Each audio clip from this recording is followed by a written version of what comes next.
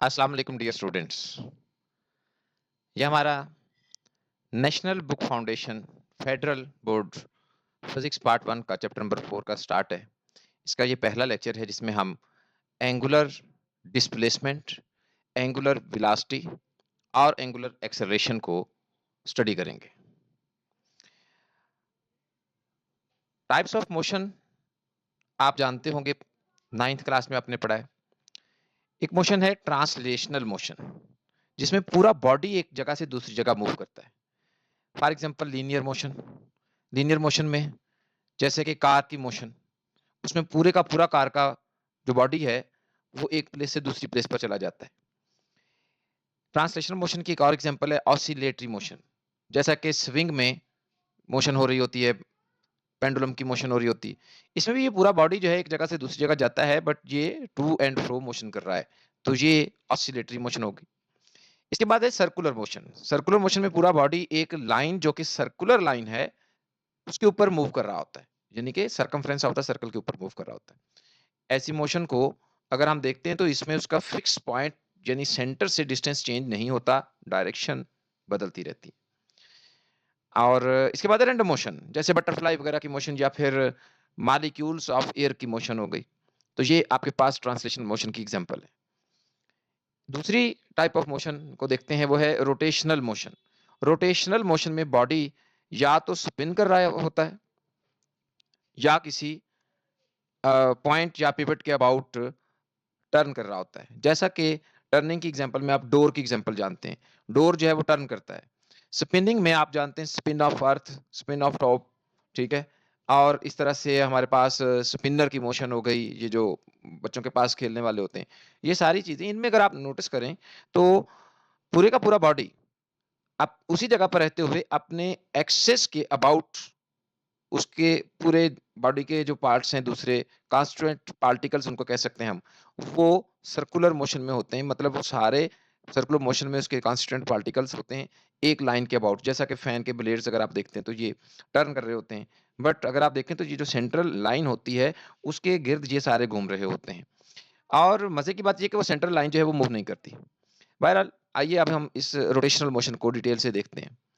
Rotational motion में पहली बात ये याद रखिएगा कि ये एक रिजिड बॉडी का काम है रोटेशनल मोशन करना। मींस गैस या लिक्विड नहीं, फ्लूइड नहीं इसमें आएंगे।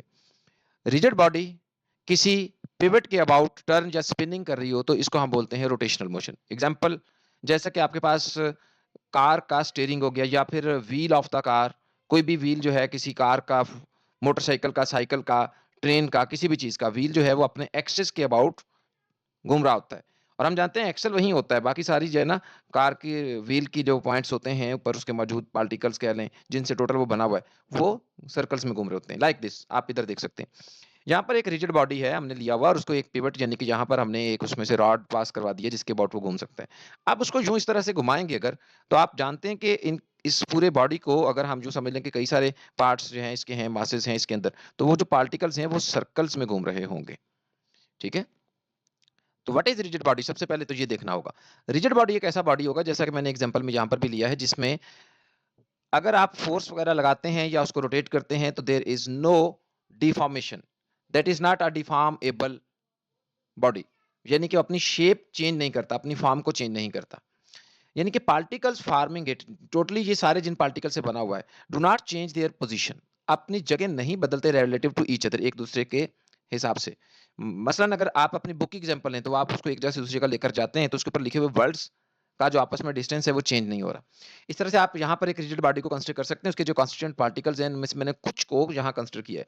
जब आप इसको इस तरह से स्पिन करवाएंगे, रोटेट करवाएंगे, तो क्या होगा, ये सारे पार्टिकल दरअसल इस एक्सिस के अबाउट जो है सर्कल में घूमेंगे। यानी उन तमाम के सर्कल के सेंटर जहाँ पर बहरहाल आ रहे हैं, तो यहाँ आप देख रहे हैं कि तमाम पॉइंट्स जो हैं वो सर्कुलर मोशन में आ जाते हैं। बट उनके बीच में से घूमते हुए दरमियान में जो डिस्टेंसेस हैं वो कभी चेंज नहीं होंगे। यानी इसका इससे जो फासला है, ये पूरा बॉडी घूमकर जहाँ भी चला जाए तो भी इतना ही रहेगा, और इसका भी कोई से भी दो पॉइंट्स के बीच में फासला नहीं चेंज होगा। अगर ना चेंज हो किसी बॉडी के कॉन्स्टिट्यूएंट पार्टिकल्स का फासला, जब उसके ऊपर फोर्स लगा दी जाए या उसको रोटेट करवा दिया जाए, तो ऐसे बॉडी को आप रिजिड बॉडी कहते हैं। अब नेक्स्ट चलते हैं कि रोटेशन को हम सर्कुलर मोशन में कैसे कन्वर्ट करके समझ सकते हैं। अगर आपने यहाँ पर नोटिस किया हो इन दोनों पिक्चर्स में आप देख सकते हैं फिगर्स में कि हमारे पास ये जो पार्टिकल्स हैं जिनसे ये बना हुआ है वो तो दरअसल इस रोटेशन के दौरान सर्कुलर मोशन में है। ठीक है जी? इसका मतलब हुआ कि ये रोटेशन जो है बहुत सारी सर्कुलर मोशंस का सम है। ओके? जब भी रिजिड बॉडी रोटेट करता है किसी भी पिवट के अबाउट, पिवट वो पॉइंट होता है जो फिक्स रहता है इस रोटेशन में, जितने भी उसके कांस्टेंट पार्टिकल्स होते हैं वो सर्कुलर मोशन में आ जाते हैं। और इंटरेस्टिंग बात यह है कि उन तमाम के सर्कल्स के जो सेंटर्स होते हैं वो एक लाइन पर होते हैं, एक ही लाइन पर होते हैं, उसको हम कहते हैं axis of rotation. Axis of rotation. अच्छा, इस एक्सिस ऑफ रोटेशन में सेंटर्स ऑफ ऑल सर्कल्स जिनमें कांस्टिट्यूएंट पार्टिकल्स मूव करते हैं वो एक ही स्ट्रेट लाइन पर होते हैं, उसी का नाम है एक्सिस ऑफ रोटेशन। और कमाल बात यह है कि ये axis of rotation does not move during rotation, rotation के दौरान वो अपनी फिक्स जगह पर ही रहता है। ठीक है जी? आइए आप चलते हैं रोटेशनल काइनेमेटिक्स की तरफ। काइनेमेटिक्स में आपको मालूम है कि हम उसके काज इफेक्ट्स नहीं स्टडी कर रहे होते।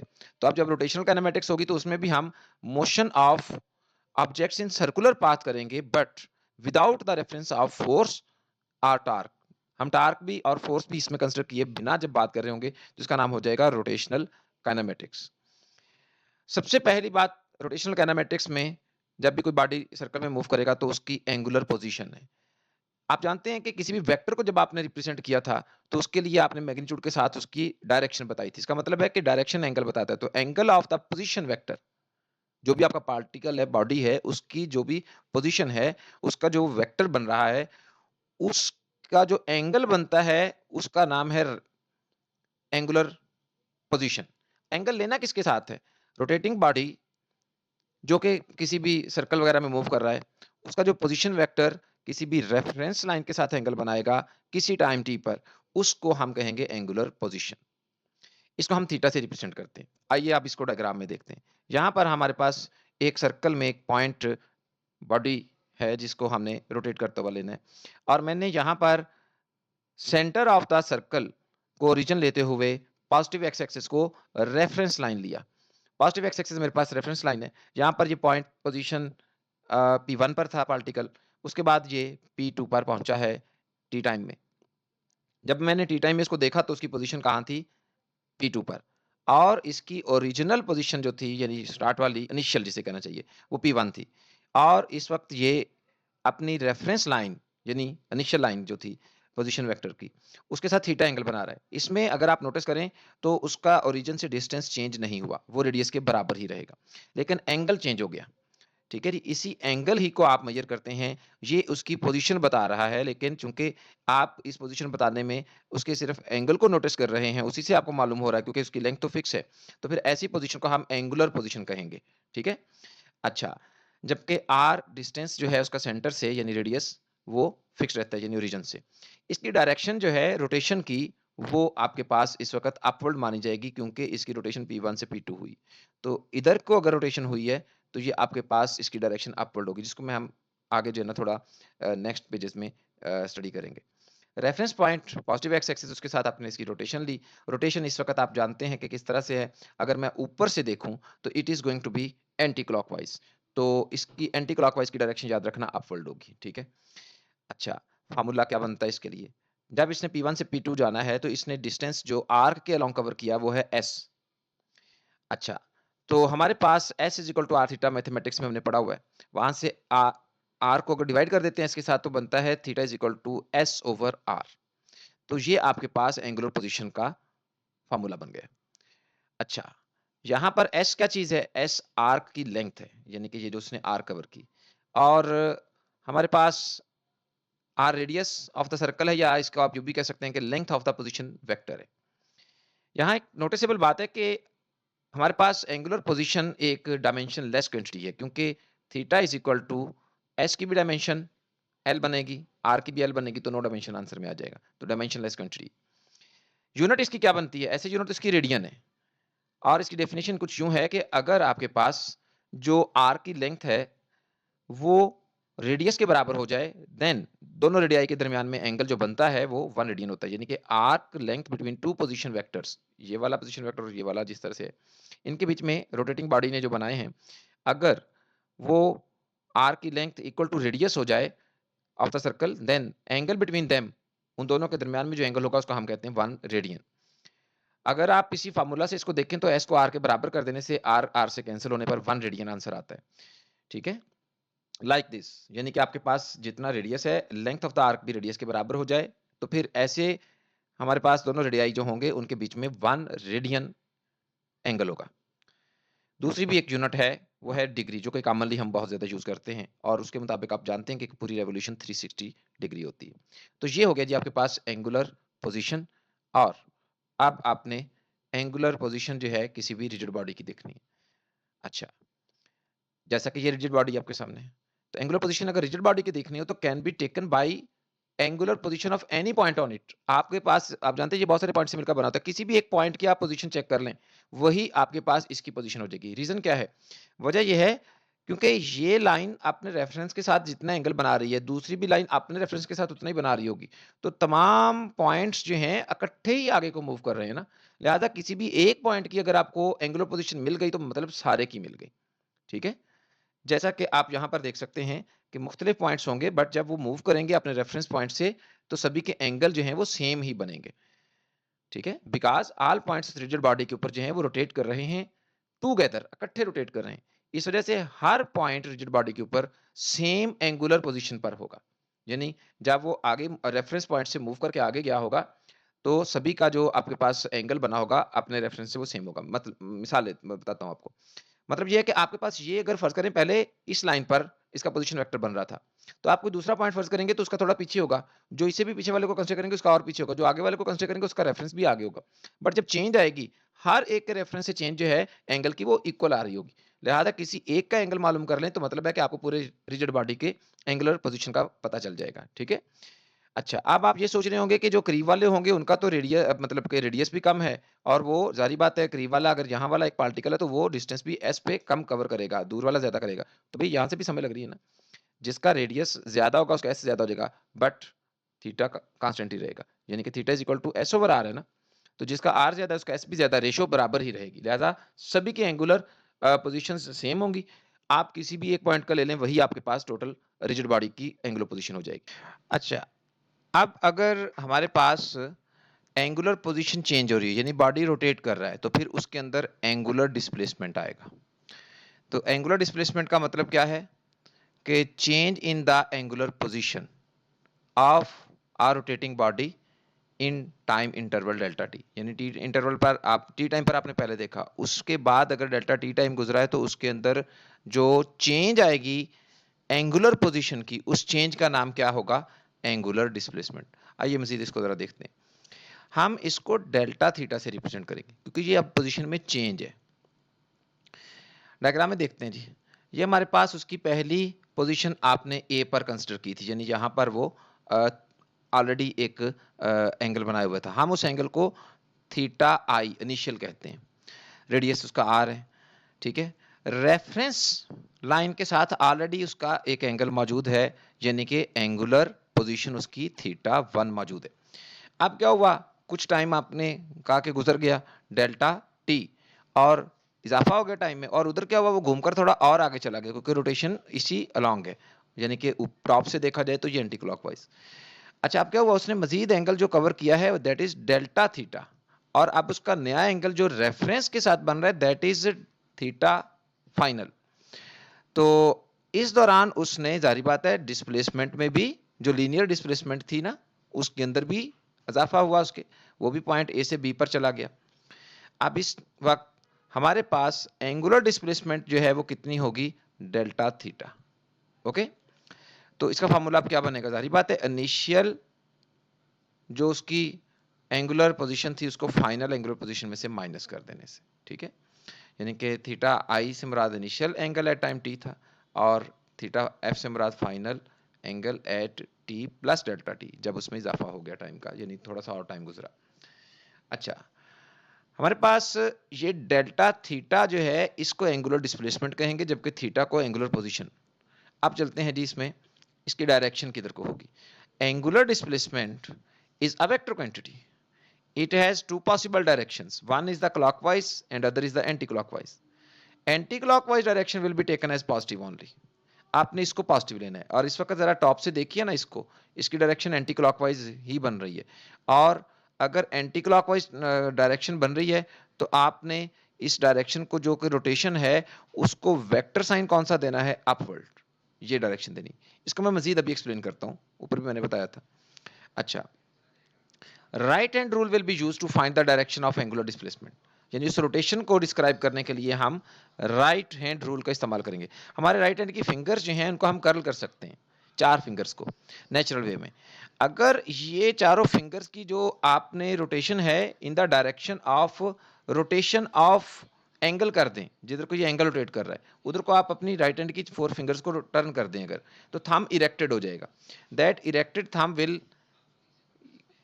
Erected thumb indicates the direction of the angular displacement, जबकि आपकी राइट हैंड की फिंगर्स जो हैं वो रोटेशन ऑफ द बॉडी जो है उस डायरेक्शन में रोटेट कर दी जाए।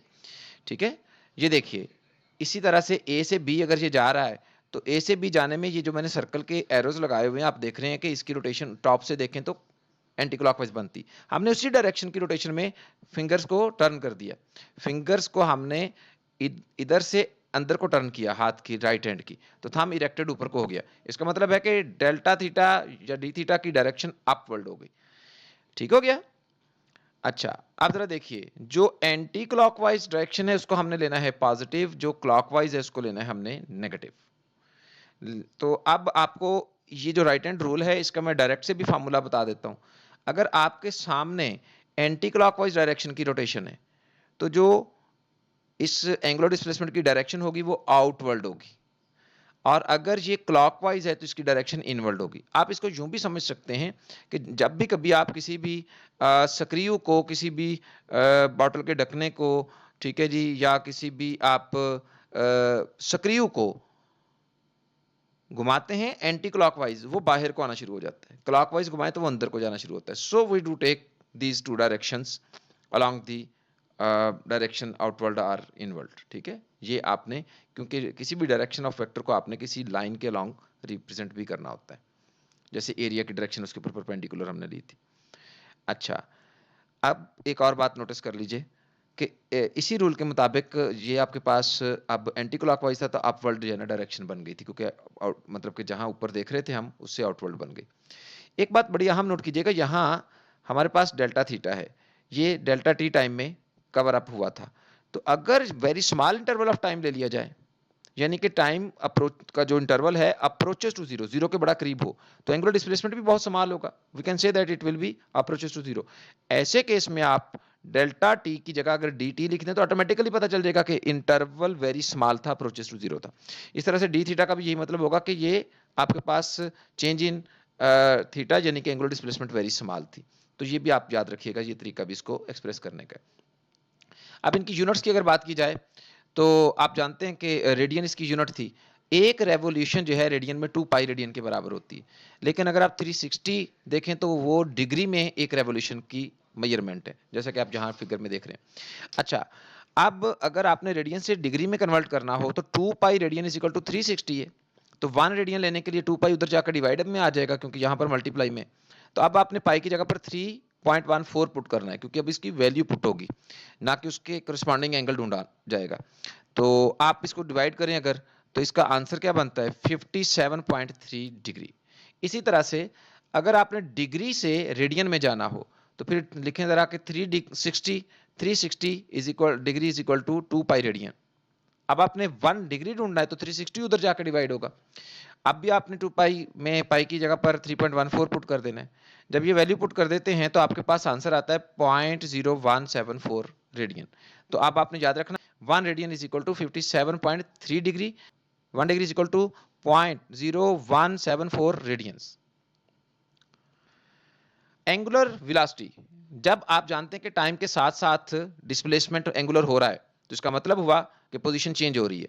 तो ऐसे में किस रेट पर चेंज आ रही है इसको हम कहते हैं वेलोसिटी। तो अगर एंगल में चेंज आ रही है तो इसका नाम हो जाएगा एंगुलर वेलोसिटी, यानी rate of change of angular displacement with respect to time.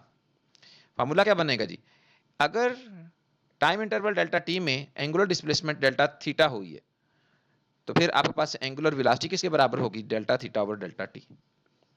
ये आपके पास एवरेज वैल्यू होगी क्योंकि आपने उस डेल्टा टी में जितना भी टोटल डिस्टेंस उसने एंगुलर डिस्प्लेसमेंट किया है उसको डिवाइड बाय डेल्टा टी कर दिया, तो ये आपके पास फार्मूला बन गया। अच्छा, अगर आपके पास टाइम का इंटरवल वेरी स्मॉल कर दिया जाए, यानी कि rate of change of angular displacement with respect to time when time interval approaches to 0, तो अब क्या होगा, जिस टाइम पर टी पर थे उससे अब बिल्कुल थोड़ा सा टाइम आगे गए तो तकरीबन जो टी पर वेलोसिटी थी वही मेजर हो जाएगी ऐसे केस में, क्योंकि चेंज आपने बहुत स्मॉल कर दी। तो इसका मतलब हुआ कि omega instantaneous is equal to delta theta over delta T, but delta T approaches to 0, very small है, यानी आप इसको D theta over D T भी लिख सकते हैं। इसकी अब डायरेक्शन क्या होगी, इसकी डायरेक्शन वही होगी जो एंगुलर डिस्प्लेसमेंट की, एंगुलर वेलोसिटी की डायरेक्शन सेम है। क्यों, फार्मूला देखिए जरा, ओमेगा इज इक्वल टू किसके है, delta theta over delta T, और इसमें डेल्टा टी तो स्केलर है, लिहाजा जो डेल्टा थीटा की डायरेक्शन है वही ओमेगा की डायरेक्शन हो जाएगी, ठीक है ना। Delta theta is the vector which imparts the direction in the result, तो यही आपके पास रिजल्ट में डायरेक्शन देगा। यूनिट इसके लिए क्या इस्तेमाल होगी, रेडियन पर सेकंड, जारी बात है थीटा की ऐसे यूनिट रेडियन है और सेकंड टाइम की, लेकिन इसके अलावा भी कुछ यूनिट इस्तेमाल हो रही हैं, जैसा कि रेवोल्यूशन पर मिनट, आरपीएम इसे कहते हैं, यानी एक रेवोल्यूशन पर मिनट, एक मिनट में कितनी रेवोल्यूशन हुई, एक हुई है तो 1 आरपीएम हो जाएगा, जितनी होंगी उतना आप इसको मेजर करते हैं। ये हम कॉमन यूनिट जो है वो आमतौर पर मोटर्स वगैरह और इंजन वगैरह के लिए इस्तेमाल होती हैं। अगर इसको कन्वर्ट करना चाहे रेडियन पर सेकंड में, तो आप जानते हैं कि रेवोल्यूशन 2 पाई रेडियन के बराबर है और मिनट में 60 सेकंड्स होते हैं, तो अब आप इन वैल्यूज को डिवाइड कर दें, यानी कि 2 को 3.14 से मल्टीप्लाई करने के बाद 60 से डिवाइड करें तो आंसर आता है 0.1046 रेडियन पर सेकंड, ठीक हो गया जी, ये इसका कन्वर्जन आ गया। अच्छा, अब अगर वेलोसिटी भी चेंज हो रही है वक्त के साथ, जैसे कि स्पीड अप हो रहा होता है फैन, जैसे जब स्विच ऑफ करते हैं तो स्पीड स्लो हो रही होती है, तो इस केस में हमारे पास rate of change of angular velocity with respect to time हो जाएगा, यानी आपके पास इसको रिप्रेजेंट हम अल्फा से करेंगे तो ये delta omega over delta T आ जाएगा यहाँ पर, जबकि आपके पास डेल्टा टी टाइम के अंदर जो वेलोसिटी की चेंज आई है वो डेल्टा ओमेगा है, ठीक है। तो यूं आपके पास एवरेज एंगुलर एक्सेलरेशन आ जाएगा अल्फा, ठीक है। It must be a vector quantity, so ये जो है ना आपने वेक्टर ही इसको रिप्रेजेंट करना है। अगर आप टाइम इंटरवल को यहाँ पर वेरी स्मॉल कर देते हैं तो फिर आपको इंस्टेंटेनियस वैल्यू मिलेगी, यानी कि rate of change of angular velocity with respect to time when time interval approaches to 0, time interval को अप्रोचेस टू 0 कर दिया जाए। तो अब अगर टाइम इंटरवल अप्रोचेस टू 0 होगा तो अब जब डेल्टा ओमेगा और डेल्टा टी लेंगे तो वो इंस्टेंटेनियस एंगुलर एक्सेलरेशन आ जाएगा। क्यों, क्योंकि आप जिस टाइम पर थे उससे बहुत ही स्मॉल से टाइम पर आप आगे गए, तो तकरीबन जो उस टाइम पर अल्फा की वैल्यू थी वही कैलकुलेट हो गई। जबकि इस तरह से अगर आप लेते हैं बड़े इंटरवल के लिए तो वो आपके पास उस बड़े इंटरवल की एवरेज वैल्यू आ जाती है, क्योंकि इस इंटरवल में हो सकता है कि इसकी वैल्यूज में अप डाउन आए हों। अच्छा, डायरेक्शन इसकी क्या होगी, अब आप यूं नहीं कहेंगे कि इसकी डायरेक्शन वही होगी जो ओमेगा की होगी, बल्कि गौर से देखिए हम कहेंगे चेंज इन ओमेगा की डायरेक्शन होगी, ठीक है। Direction of angular acceleration is the direction of the change in angular velocity, ठीक है। इसका मतलब क्या है, इसको समझते हैं। अल्फा किसके बराबर है, delta omega over delta T, तो डेल्टा टी तो इसमें स्केलर है, तो डायरेक्शन किसकी फिर आएगी, चेंज इन ओमेगा की, ठीक है। अब अगर वेलोसिटी एंगुलर वेलोसिटी इंक्रीज हो रही है तो डेल्टा ओमेगा का आंसर आप जानते हैं पॉजिटिव आएगा, क्योंकि फाइनल बड़ा होगा, इनिशियल स्मॉलर होगा, तो आपके पास पॉजिटिव आंसर आएगा। ऐसे केस में जिस डायरेक्शन में ओमेगा होगी उसी डायरेक्शन में अल्फा हो जाएगा, तो इसको हम पॉजिटिव एंगुलर एक्सेलरेशन भी कहते हैं। दूसरा केस है अगर वेलोसिटी डिक्रीज हो रही है, जैसे फैन को बंद करते हैं तो बाद में स्लो हो रहा होता है, उसमें क्या होता है, आपके पास फाइनल वेलोसिटी कम होती है इनिशियल से, आंसर जब आप फाइनल में से इनिशियल को माइनस करेंगे तो नेगेटिव आ जाएगा, तो नेगेटिव आने का मतलब होता है अपोजिट डायरेक्शन होना, इसका मतलब कि अल्फा अपोजिट टू ओमेगा हो जाएगा, यानी आप क्या होगा, एंगुलर डिसेलेरेशन हो रहा होगा, यानी ये देखिए ये है स्पीड अप हो रहा, स्पीड अप हो रहा था इस तरफ, ऐसे घूमने पर अगर आप राइट हैंड रूल लगाते हैं जो ऊपर पड़ा है, अपने कर्लिंग फिंगर करें ना जरा राइट हैंड की इस रोटेशन की डायरेक्शन में, thumb will give the direction of omega, लेकिन चूंकि ये कह रहा है कि स्पीडिंग अप है तो इसकी डायरेक्शन ही में अल्फा हो जाएगा, ठीक है।